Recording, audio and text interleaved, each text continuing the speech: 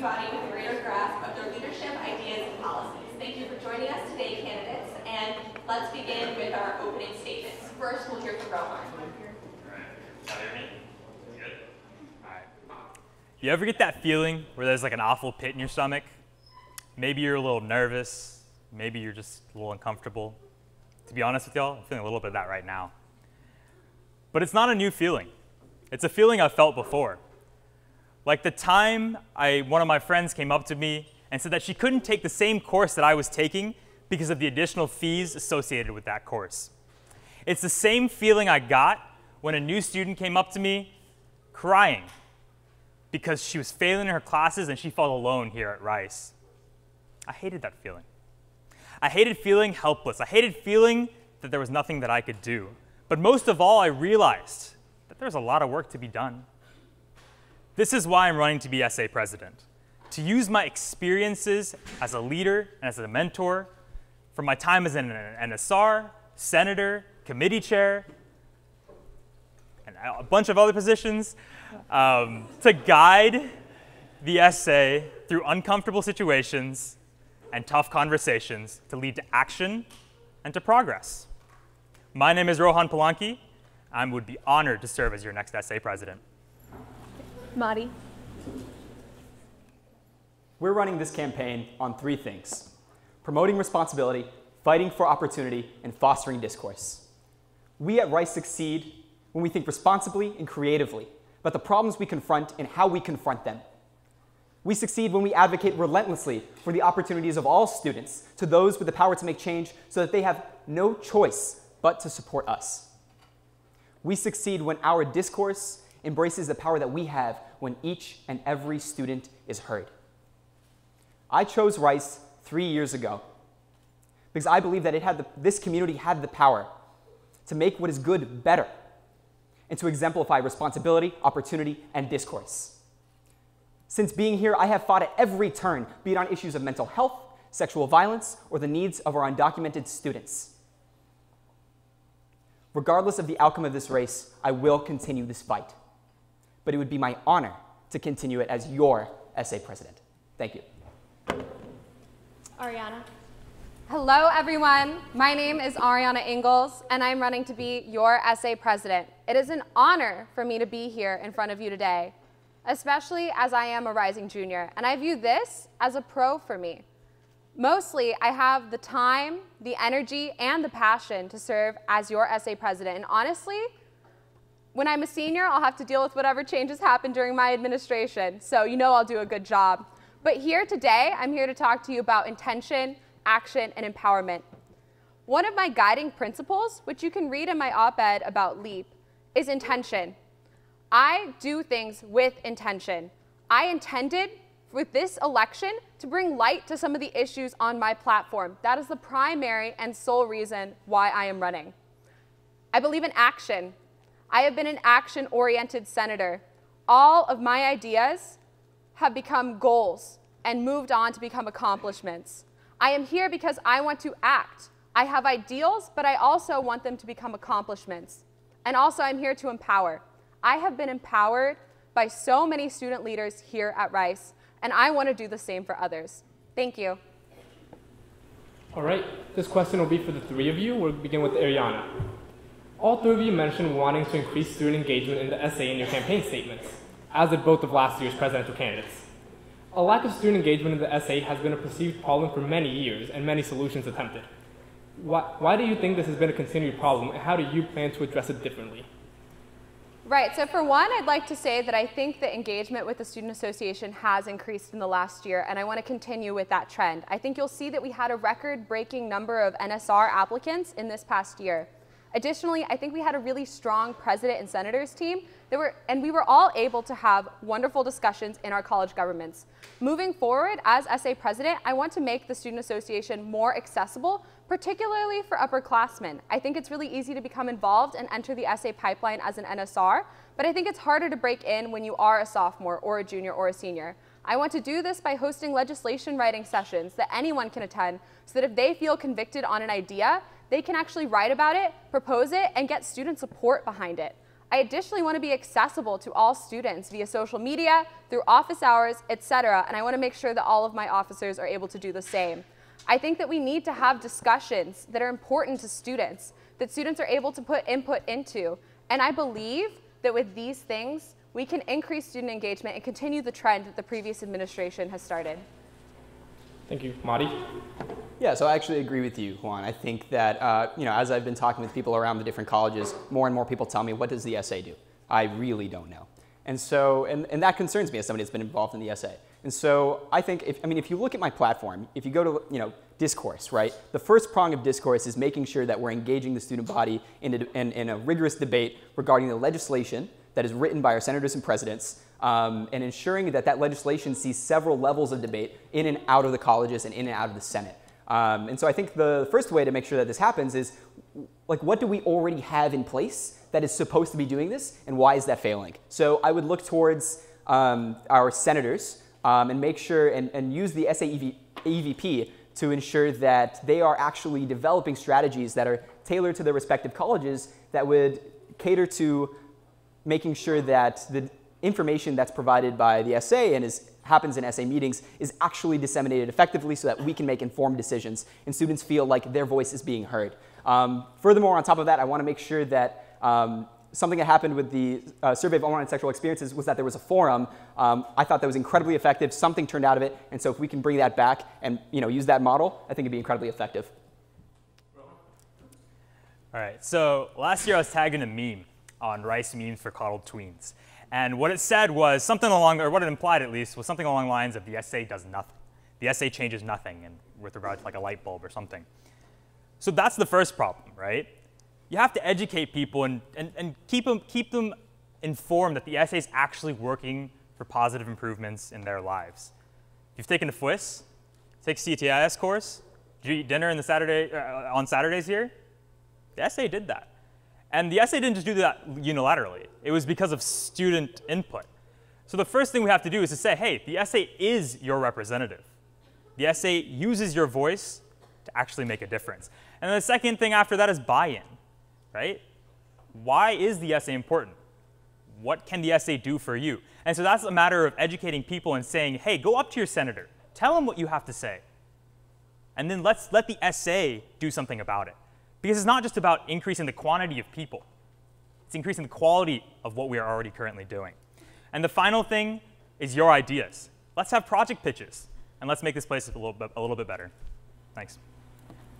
This next question is also for all three candidates, and we'll start with Mahdi. The 2015 survey of unwanted sexual experiences found that 1 in 4 women and 1 in 14 men on campus had experienced sexual misconduct. What exactly do you believe the Student Association should do in the next year to help educate on and combat sexual assault? Thank you. So I actually think this is incredibly timely, what with the incoming dean. And so something that I've expressed in my platform and on my campaign page is making sure that the dean truly understands how seriously we take the issue of sexual violence on our campus. Secondly, I want to make sure that the Senate serves its responsibility to connect students with organizations like Strive that are doing fantastic work and making sure that the feedback from the students gets to Strive so they can understand how to improve their programs, like the Strive Liaison program, as well as CTIS. There's always room to improve. That doesn't mean that we need to throw something out or start over. We have great things happening. I'm very excited about them. We just need to make sure that we have the buy-in from our administrators, our institutional support, and our students to make sure those with the expertise are doing what's right for our community. Next, we'll have Rohan. Yeah. So first of all, echo everything that Mahdi said. But I read a post yesterday. Man, I spent a lot of time on Facebook. But I read a post yesterday, and it said something like this. The only response to sexual harassment, sexual assault, sexual violence is outrage. We as a student body should be outraged at the things that are going on despite all of the action that we have done thus far. I want to channel that outrage into actually making improvements. And I can't do that alone. I want to network with the exact same organizations that Mahdi has mentioned to make this place safer for everyone. You know, when I was a freshman, there was this thing, culture of care. And I think that still exists today. But it's less emphasized, and it's less talked about, and I want to bring that back. I want to have conversations, uncomfortable or not, about the culture of care and make sure that every student truly feels like they're safe on this campus.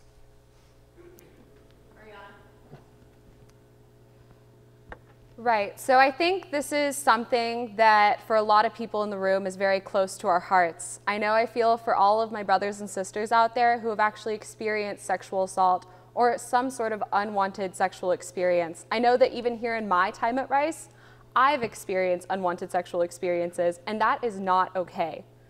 I am so glad that our university has a CTIS course, but I think one thing we need to address is what upperclassmen actually know about sexual assault and how to prevent it. I think the Strive Liaison program is great, but I definitely think it can be more visible at residential colleges.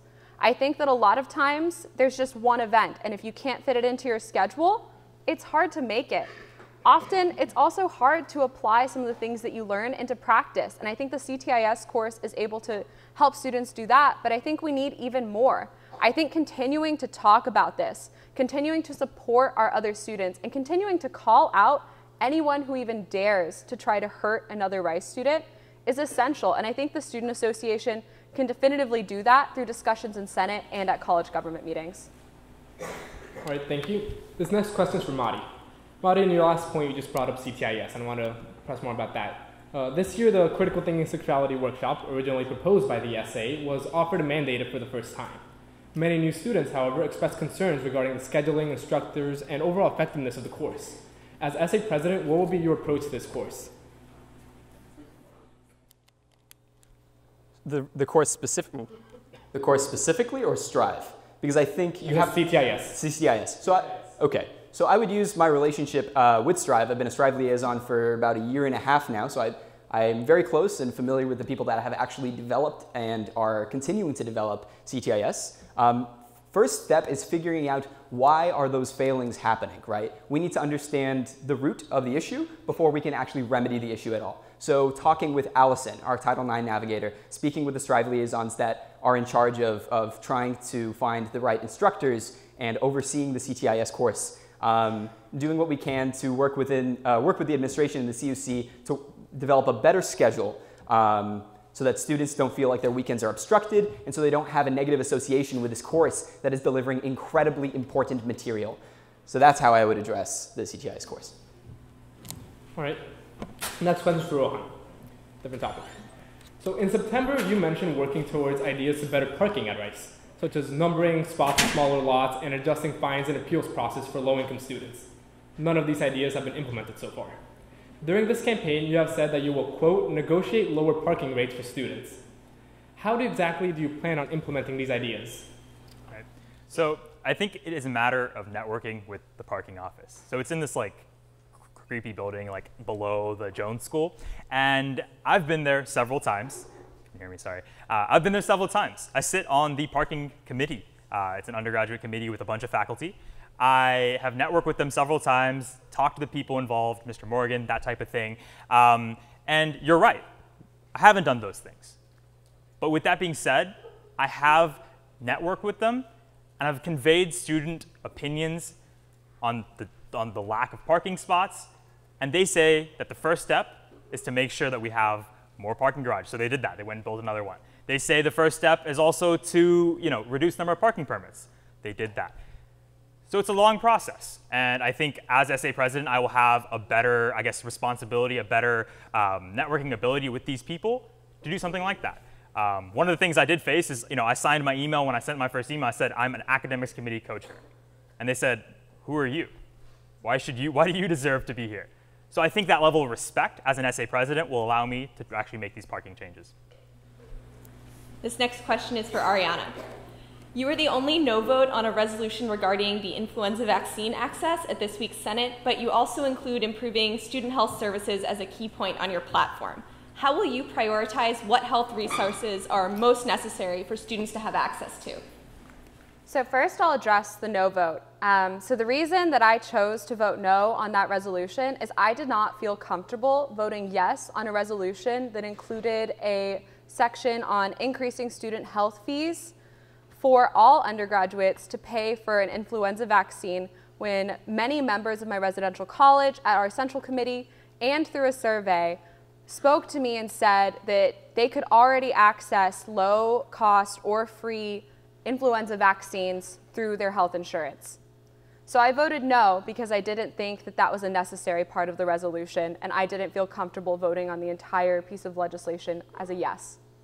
Second, to address student health, I think that the health center does have some really good things going for it. I know that they're able to help a lot of students who have very specific allergies, but I think that they have to be more transparent. I think one huge thing is with fees. Students don't understand that they can file out-of-network insurance claims with their insurance companies to get reimbursement for what they needed. For example, I got a tetanus shot, and I think it was about $34. I was able to file out-of-network, but not every student knows how to do that. So making sure that students know what that process is essential, and making sure that students have hours for the health center is important. Thank you. So in the past few years, students have raised concerns with the way that the SA presidents have advocated for a quick passing of important Senate bills or resolutions that did not have the full support of the student body, such as in the case of the CTIS and LEAP proposal. We have specific questions for all three of you that kind of deal with that overarching subject. So first, we have a question for Ariana. You wrote an op-ed against the LEAP proposal, particularly disagreeing with the process by which feedback was gathered. How would you have handled the situation differently as president? I think one of my main problems with the LEAP proposal was the fact that it was released in bits and pieces. So some college governments heard about it before others. There was a resolution released, there was a Thresher article written about it, and meanwhile, some college governments, due to the timing of the year, were not actually able to hear about the proposal. So I didn't think that accurate feedback could be gathered. Then I think this survey of all students is a good tool, but it shouldn't be the only tool when you're determining whether or not you want to change a campus-wide policy. I think that the survey of all students is often something that we all look at and we say, okay, this is going to take 20 minutes, I have Diffie homework, I'm going to get through this, right? So I think that, adjusting the process so that you include more criticism, change the bill, change the proposal, take feedback. I think what happened was a lot of confusion, and I think you really need to avoid that. I think to do that, you need to have an organized presentation. You need to have a set outline plan for how you're going to discuss the bill and resolution itself. You need to give senators and presidents guidance on what some questions you want to ask your college might be, and you want to make sure that every single college, since I know some have every other week cabinets and councils, is able to actually discuss the issue. Rohan, you were in favor of the LEAP proposal and wrote an op-ed in support as it was being debated in Senate and around campus. As SA president, would you have handled the process the same or differently as Justin? I think Justin did a great job in collecting some feedback. He did a great job in, asking colleges, doing stuff with senators and presidents, and making sure that he got some feedback from the colleges. But like Ariana was saying, there were a lot of voices that weren't heard. And I think one of the biggest flaws of that entire process is how the situation was handled. So one of the most important things that I've learned as a leader is to always maintain a positive work environment. And for better or for worse, there wasn't one. In Senate around that time, there was a lot of tension. There was a lot of conflict between presidents and senators, and I felt that that was actually a major issue. So in terms of how I would handle it different, it's not to quiet anyone. It's not to make people mad about the process of it, but to actually focus on the actual issues. Because I felt like a lot of the time, that was the issue, not the quality of the actual proposal. And Mahdi, how do you plan to balance achieving all of your goals in a one-year term with the longer processes that are necessary to get students on board with major proposals? So I think it's important to recognize the role of the SA president as one that defines vision and gathers buy-in to that vision. While I have goals, and they're expressed in my campaign platform, the first goal is to set up the vision so that the Senate and the Student Association is bought into what we hope to do and what we hope to accomplish. I think expediency, or rather I should say, acting unilaterally with the cost of expediency with the cost of acting unilaterally when you have the opportunity for buy-in or when you have already been demonstrated that you do not have buy-in is antithetical to the purpose of the Student Association president. So by no means do I intend to act unilaterally or push through things that I believe in just because I'm passionate about them. The thing I am passionate about most is securing the vision of the Student Association, the Senate, and every single student bought into one vision. Thank you. Rohan, I have a bit of a follow-up on what you said regarding LEAP. So you said that you had a big problem with the way it was handled, yet you wrote an op-ed in support of it while it was being debated and saying that we should indeed go towards this LEAP proposal. Do you still stand by the proposal, or have you reversed course in any way? So I do stand by the proposal in the sense that I wrote that op-ed before, or rather, I wrote that op-ed based on the facts of what the proposal was, not how it was being handled. I believe wholeheartedly that students should have the flexibility to take courses that they are genuinely interested in.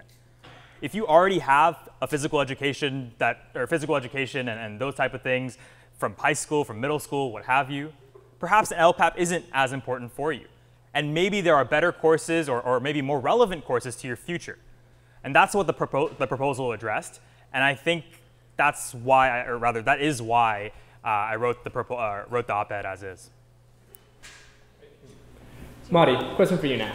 Oh, do you mind if I respond to that? Go ahead, Ariana.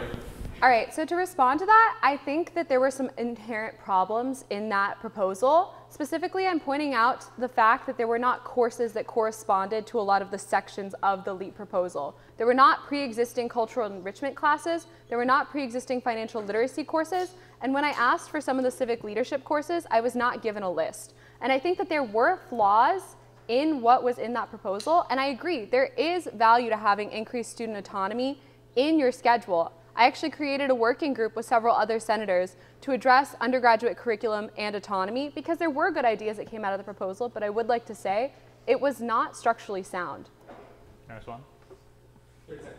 Yeah, so I actually talked to the CCL, and they do have some courses available for civic engagement and also leadership.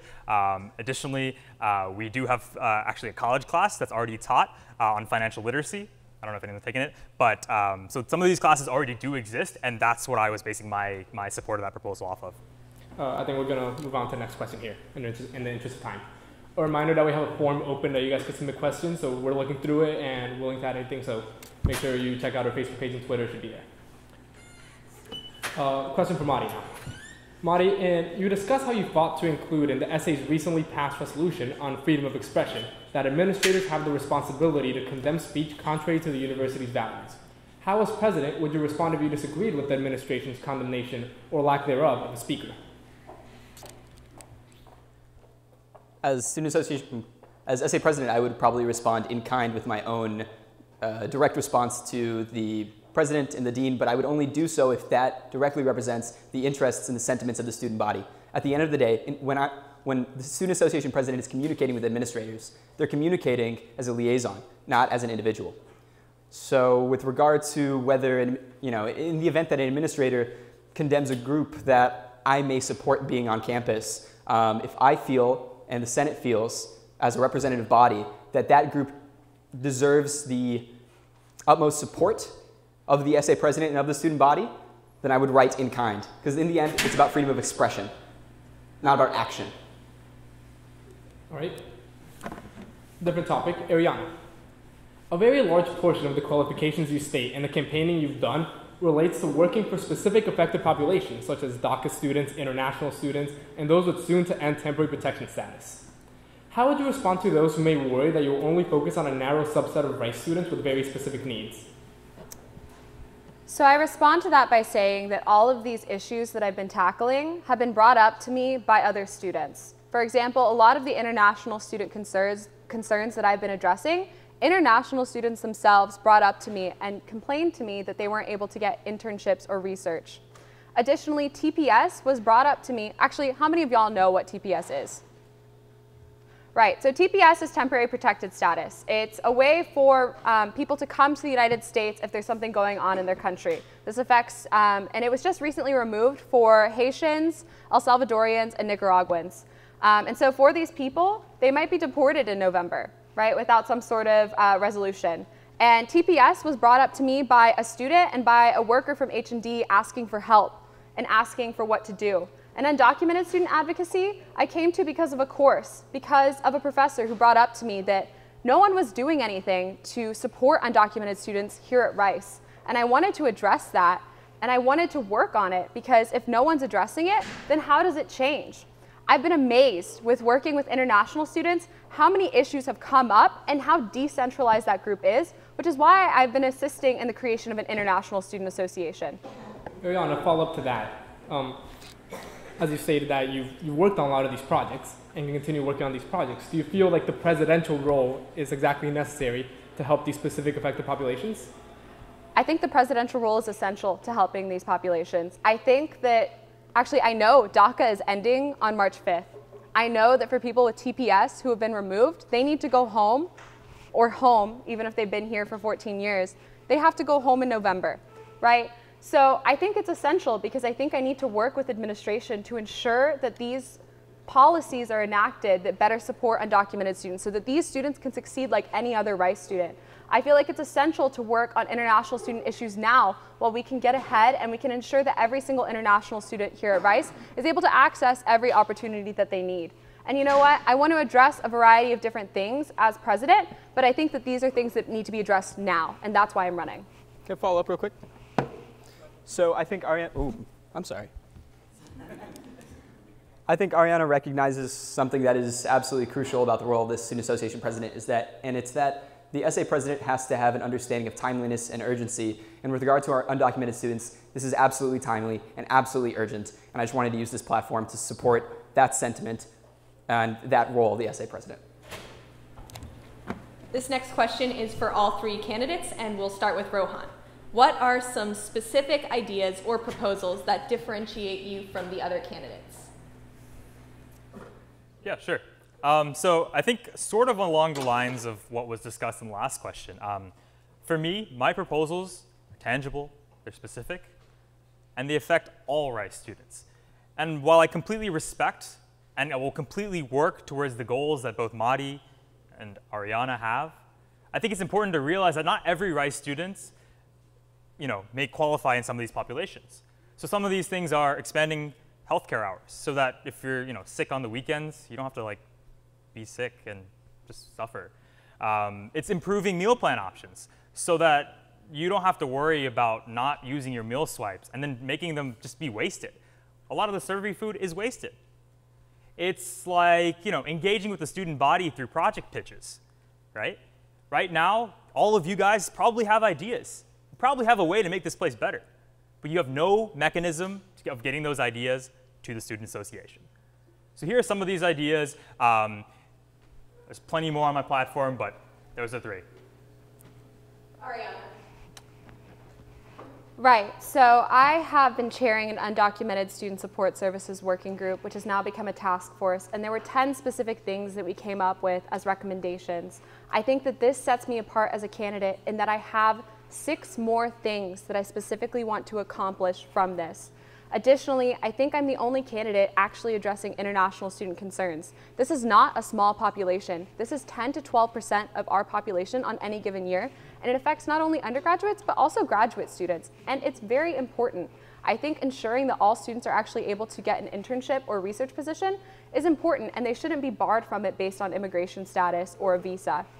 Additionally, I believe I'm the only candidate who has specific outlines for addressing decreasing red tape in the Student Association. And when I mean that, I mean I want to hold legislation writing sessions for any student to come to. I want to ensure that people are actually able to write bills, because right now it's mostly voting members. You see the same 5 people come up, and let's be real here.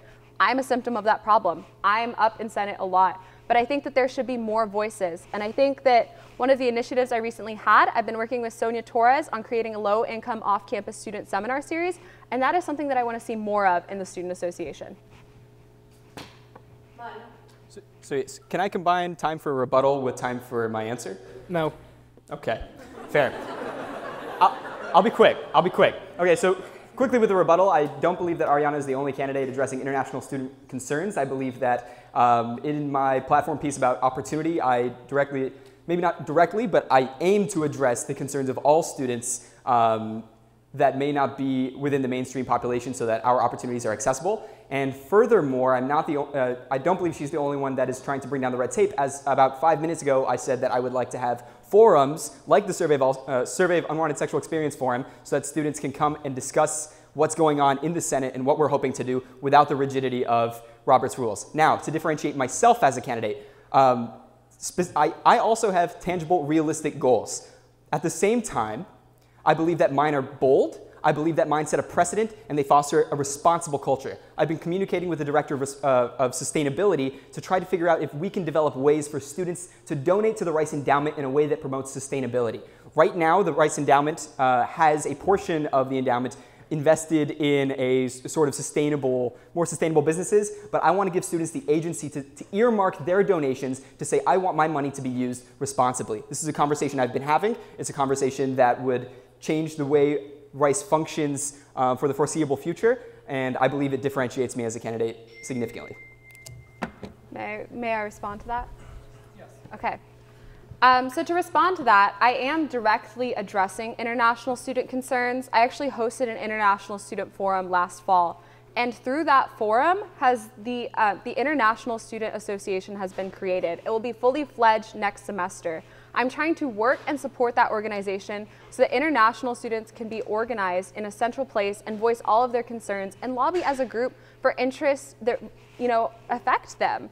And I think that that's really essential and important. In addition, talking about red tape, I think that I'm specifically addressing red tape in terms of being able to access Senate. I think I want to address red tape in terms of what an NSR has to go through, having guidelines, being able to do things without fear that, I'm sorry. Yeah. Just a follow-up question for Rohan. So you talked about how your platform and your points on there are tangible and specific, and one question we had was about a point you discussed with reducing the electricity usage on campus, and we were wondering what tangible and specific ideas you had to execute that. Yeah, I think this is a really short answer. If you ever notice, the Commons lights are always on, even when it's daytime. I think the sun provides enough light, and so I think we can just turn those lights off and save a little bit of electricity. All right, thank you. Rohan, next question for you again. So you've discussed how academics at Rice is your biggest priority in this campaign. You said that in a video that you posted earlier today. A big part of academic life is undergraduate teaching. What ideas do you have to improve this aspect of it? Yeah, so I think teaching is really, really important. And so one of the ideas that I have, so all of us have used Schedule Planner, right? We check it consistently when, you can start registering for classes because we were like, oh my God, I gotta, fix the boxes and figure out where I want to put my classes and things like that. But one of the beauties of Schedule Planner is that you can read all those reviews, right? You can see which class is hard, which class is easy, which class is a lot of time. But those comments are by students for students. What if there was another mechanism? What if there was a mechanism that you have, like an app, a website, what have you, that was by students for professors? I think that in order to fix undergraduate teaching, in order to improve upon what we already have, we have to give our professors feedback. And so I believe that developing a mechanism like that would do just that. Follow up to that, the current feedback mechanisms that we do have, the course evaluations we all fill out at the end of the semester, professors have access to those. How does this differ? This is different. Okay, so professors do have access to them, but it's students complaining about something like, oh, like there's 4 tests or 3 tests or this, that, and the other. It's not specifically tailored to what you can improve in terms of your teaching. Those responses are meant for students, to help them select their classes. They are not meant for teachers to improve how they teach. Can I rebut that very quickly? Yeah. So I think the actual intention of our current course evaluation system is unclear. Whilst it is primarily students using it, and that means that we should be thinking about perhaps another course evaluation system that would have questions wherein teachers would be interested in finding out what the questions are. I think a lot of the questions on there are actually my teacher's preparement for class was 1 through 5. I think that's a question that a teacher could use. So I just wanted to address that. Intention and use are 2 different things.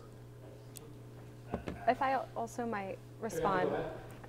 So I was speaking with Dr. Danico recently, and what he's been doing in his course is a weekly quiz that students can take at the end of the week regarding how he has been in lecture. He told me that he looks at the feedback and is able to see what students need out of his course. He said based on this feedback, he's been able to adjust how he teaches and lectures to different classes since they each have different personalities.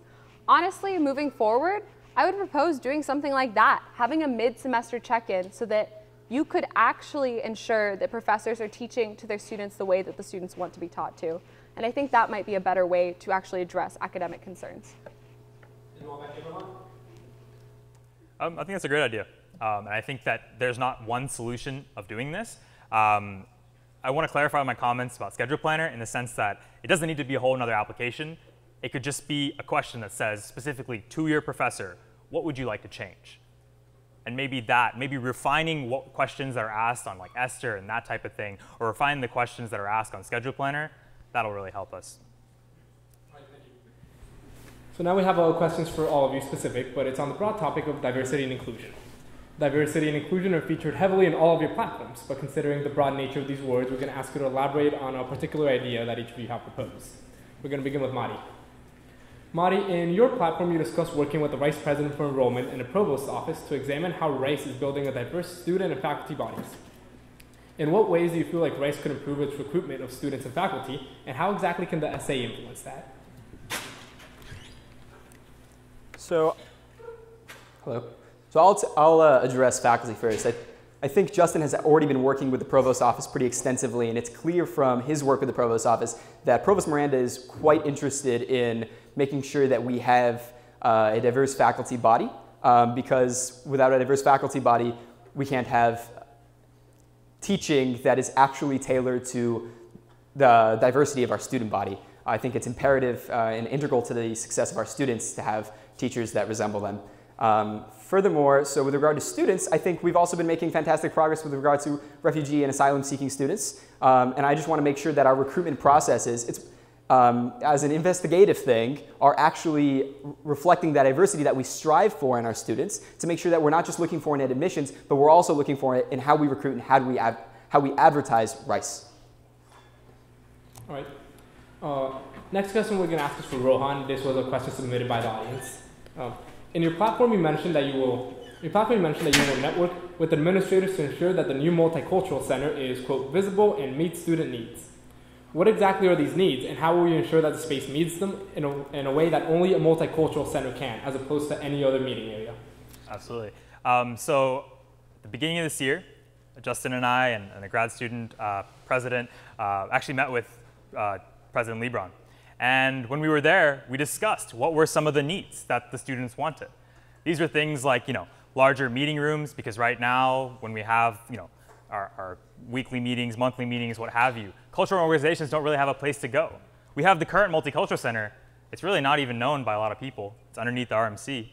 And I think it's a matter of usability. Do we want more meeting rooms? Do we want prayer rooms? Do we want places where people can gather, where they can have events?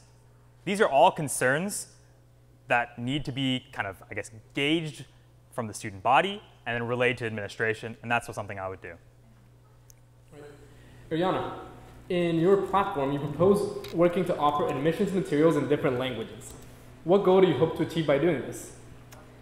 So one of the reasons why I propose this is because, one, it makes it easier for students to explain to their parents what's going on, and two, it attracts a more diverse set of students to Rice. So the main reason I actually came up with this is I hosted a prospe for Vision last year. And I asked her, what's the hardest part about applying for college? And she told me, well, my parents don't really speak English. And for them, everything about Rice is foreign. I have to translate all of it.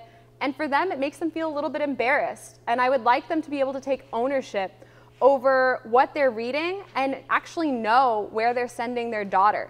So I added this to my platform because I felt like it's something that a lot of students face. There are a lot of students here from different countries, from different cultures, whose parents might be more comfortable reading a different language. The student themselves might want to be able to read it in their first language.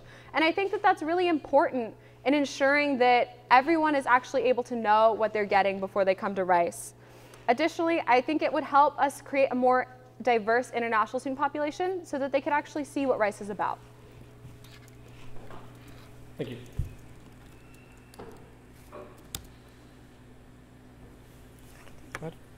So our next question is an audience question, and we'll have everyone answer. The question submitted is, international student diversity is currently being debated in the essay. I am curious as to what approach you are planning to take to increase diversity in international students while fixing inclusion problems that already exist with international students. We'll start with Rohan. I think a lot of it starts in O week. And this is, I guess, the second part of your question. I'll go back to maybe how we can increase diversity later. I think a lot of it starts in O week. A lot of international students come to Rice and they're not on the same sleep schedule. They're tired. They don't feel like they belong because they're sleeping while we're all throwing pies at each other or what have you. I think it's important to realize that we should give them more time to just relax, to be able to be a Rice student and to network with students that are just kind of meeting each other for the first time is really important. And oftentimes that exclusion starts from day one. So how are we going to address that? I think we have to take a look at O week. I think we have to talk to FYP and say, hey, how can we make it such that international students don't have to worry about being jet lagged, but can actually focus on being a Rice student and networking with people? In terms of increasing diversity, I think it's a matter of looking at how we view what students we're attracting here. What can we offer students in other countries that they can't get there? And so it's a matter of rebranding maybe our international approach and networking with student admissions to making sure that's a reality. Next we'll have Mahdi. Yeah, so I just addressed this. It's part of my platform.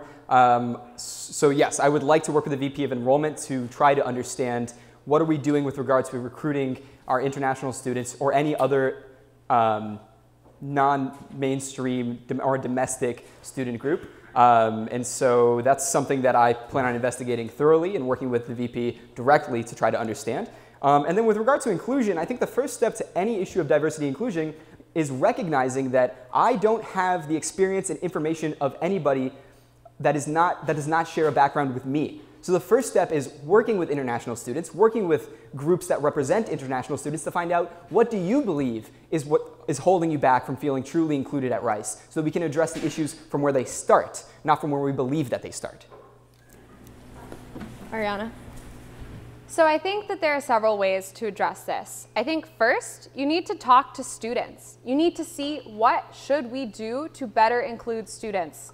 This Thursday, I was able to go to a luncheon led by international student leaders that actually allowed me to have insight as to what international students want to see in a club or organization so that they feel more included from the get-go.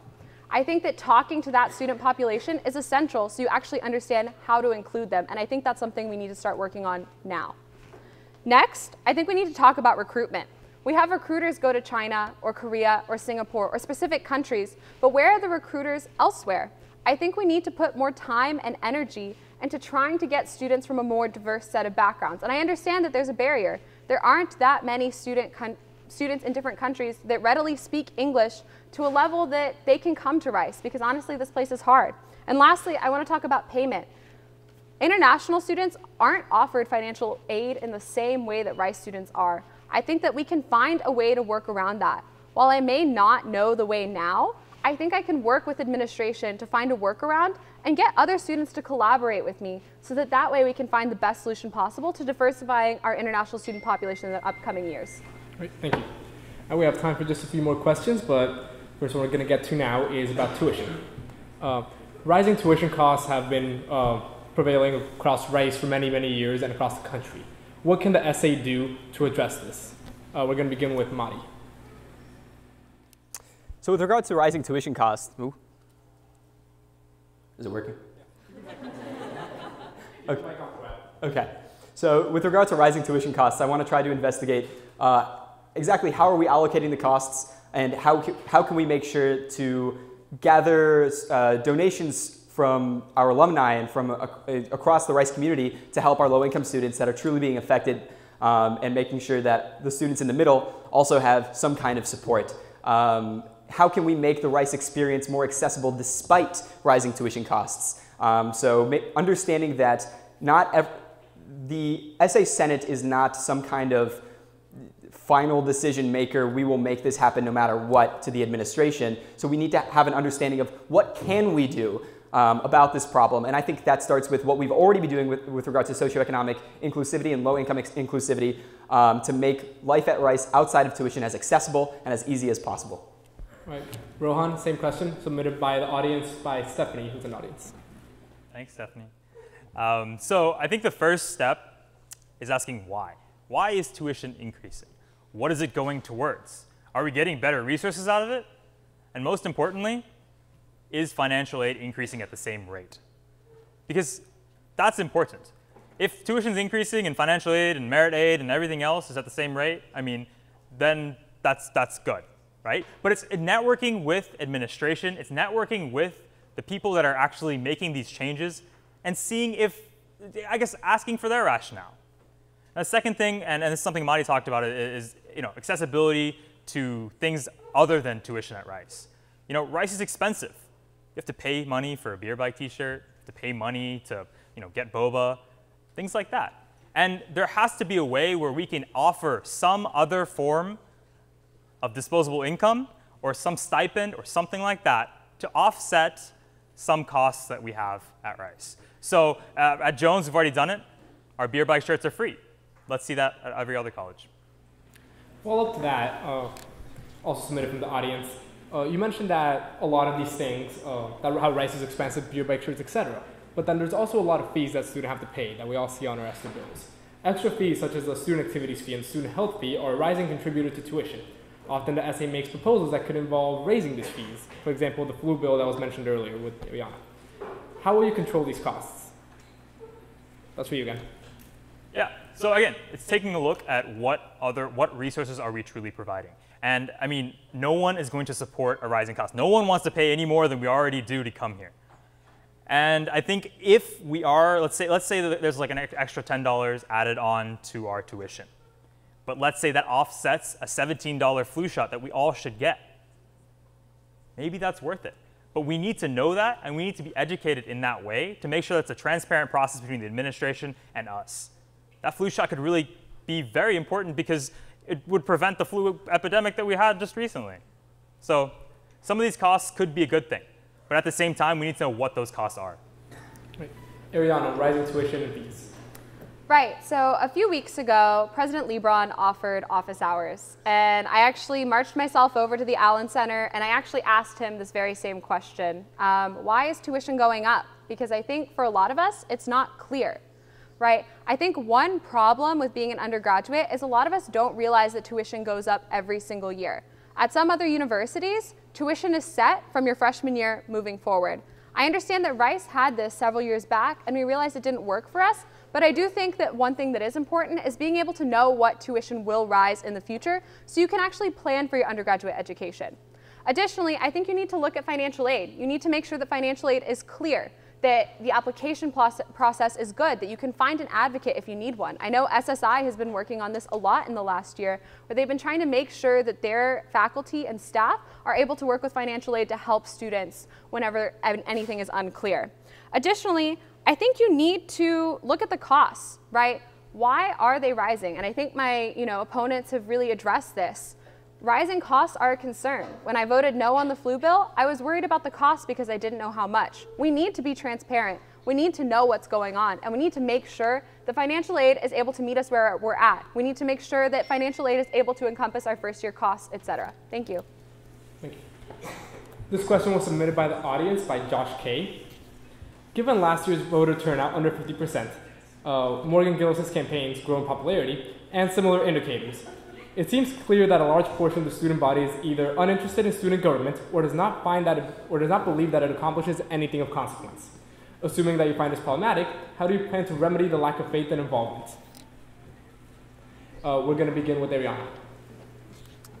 I find this concerning, honestly. I think that Rice students should be more actively involved in this process of selecting who is going to be their president, because I think we've seen that your SA president does actually do a lot for the university. Just look at Hurricane Harvey, for example. Justin was able to organize our hat with a variety of administrators and student leaders. I think that, to address this, you really need to have social media awareness. You need to campaign not only for yourself, but campaign to get people into the door.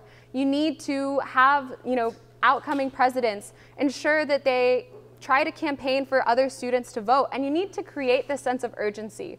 We need to have student leaders who can represent us. We need to have student leaders who, when push comes to shove, can actually deal with a stressful, high-pressure situation.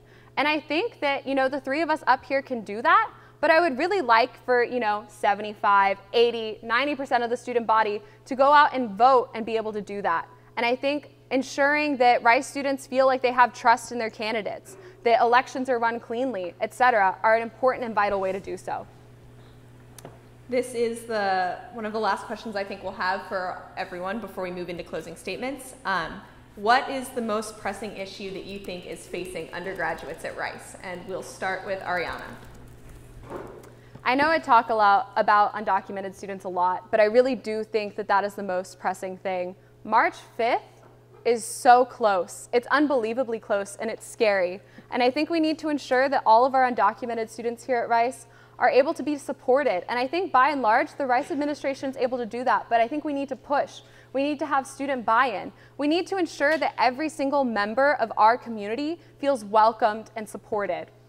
I think additionally, we need to look at the health center. I think that the influenza spread here really demonstrates that getting sick is a problem. I know I missed over a week of class because I got the flu, despite the fact that I got the flu shot. Honestly, it's actually the 9th time I've got it, so you'd think I'd be used to it by now, but I'm not.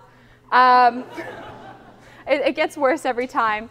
And I think, having a student health center that can help students actually recover, help students with their wellness is essential. I tested negative the first time I had a flu test, right? Like they give you a little something or other, and it's only 80% accurate. I think making sure that student overall well-being is addressed is essential. Okay. Mahdi? I'm sorry. Well, so I believe that the most urgent issue facing Rice students right now is actually what was addressed in the previous student question for Ariana, and it's that students don't feel like they're engaging or are being engaged in the process. I think this is the most urgent issue because it sets a precedent for the entirety of Rice's future. If students aren't engaged and don't feel engaged, then our ability to actually accomplish our goals is decimated. So while there are things that are urgent, and I believe that urgent now and they are timely, I believe that the duty of the SA president is to make sure that we are fostering a culture that encourages engagement with the values of our community and addresses those problems head on. I think this is also in line with another part of my platform that discusses diversity. I think another issue is that the least engaged students oftentimes are those that are being least engaged by the process and by the university. So making sure that we're actually reaching out to our diverse populations, reaching out to our cultural groups, and making sure that their voices are heard so that when decisions are made, they feel like they've been part of it. For me, it's accessibility. And it's accessibility in all forms of the word. It should be accessibility in terms of academics so that each and every Rice student has the equal opportunity to pursue a Rice education. You shouldn't be forced not to be able to be in, let's say, an NSci 399 class because you can't afford to pay that fee. You shouldn't not be able to take a physics course or an econ course because you can't pay for Applia or WebAssign. It's important in academics, but it's also important in well-being. You see, we have these resources here that are available to us. During orientation week, they're thrust at us, along with everything else that we have to kind of go through. But we never think that we would be one of those students. So it's accessibility and awareness of these well-being resources so that they're not reactionary, but rather preventative. And finally, it's accessibility in terms of social opportunity. Every Rice student should have the same ability to participate in extracurricular activities. Suppose you have to work a job because you're low income. You can't get involved in the same activities as someone who doesn't have to work that job.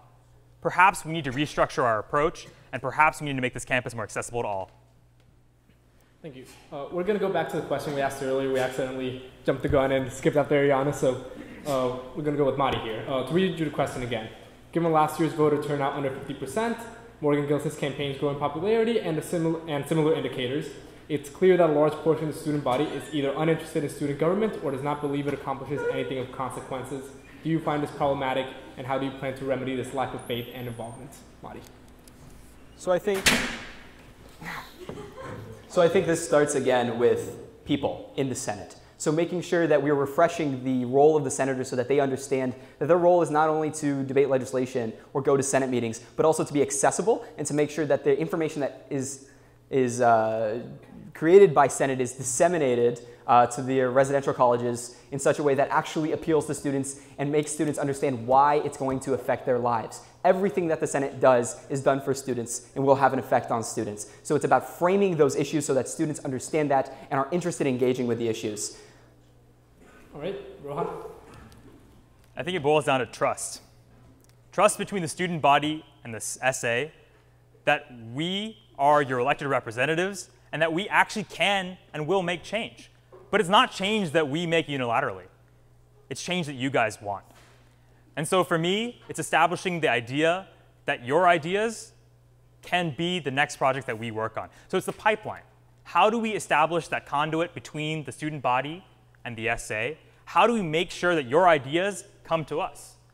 And so like I said previously, I think it's a matter of project pitches. What Justin did this year with the whole V2C2 and project pitches was a tremendous idea.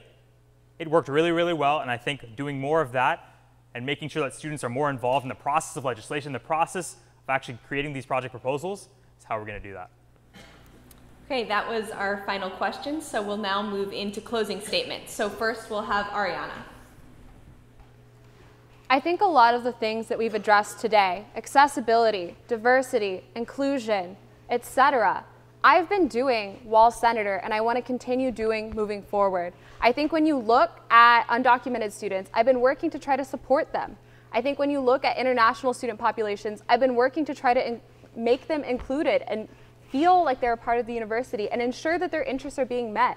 I've been trying to support different student groups. With this low-income seminar series that I've been trying to start, I want to ensure that people have access to resources, whether they're here at Rice or off campus. A lot of the things that I have done as senator, I want to continue moving forward. When you look at my platform, a lot of the things that you see on there, I have been working on this week.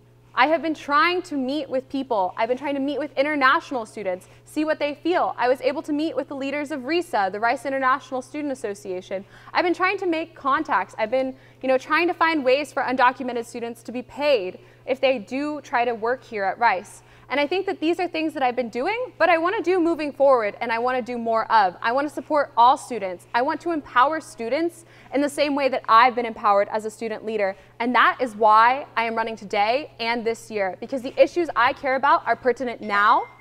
Thank you. Okay, we'll now hear from Mahdi. We at Rice have a unique capacity to foster community. And the exercise of that capacity is integral to our success. When we challenge ourselves to interact more responsibly with Houston and the environment, then we succeed. When we fight to ensure that all students, regardless of race, income, national background, or documentation, have equal access to the wealth of opportunities available at Rice, then we succeed. When we hold ourselves to a higher standard of discourse with greater transparency, and hold each other accountable for achieving the goals we set for ourselves, then we succeed. I'm running to be SA president because I believe that we have an obligation to realize the success of this community. And that can only be done with principles that run deep and goals that align with the astronomical height of our potential. I'm running for SA president. But you know what? Fuck I. This is about we, this is about us. Doing the right thing, fighting for what we care about, and talking about the things that we care about. My name is Mahdi Fariss, and it would be my honor to serve this community as SA president. Rohan. All right, man. So I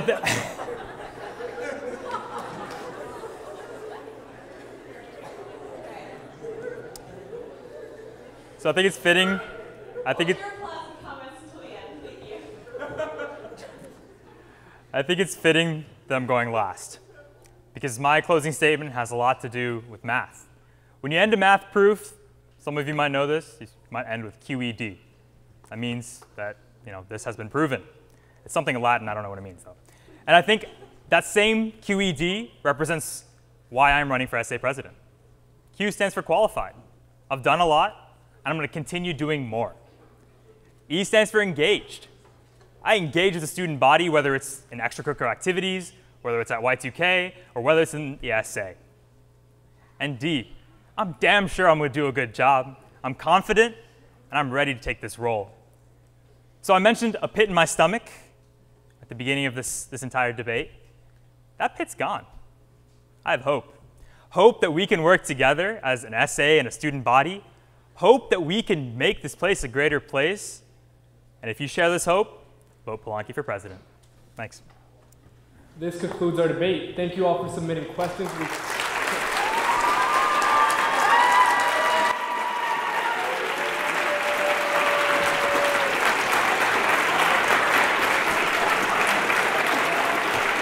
Thank you all for submitting questions. We could not include them all, but we will be meeting with the candidates over the next week, and make sure we can get to them. Thanks for coming out. Voting begins Thursday.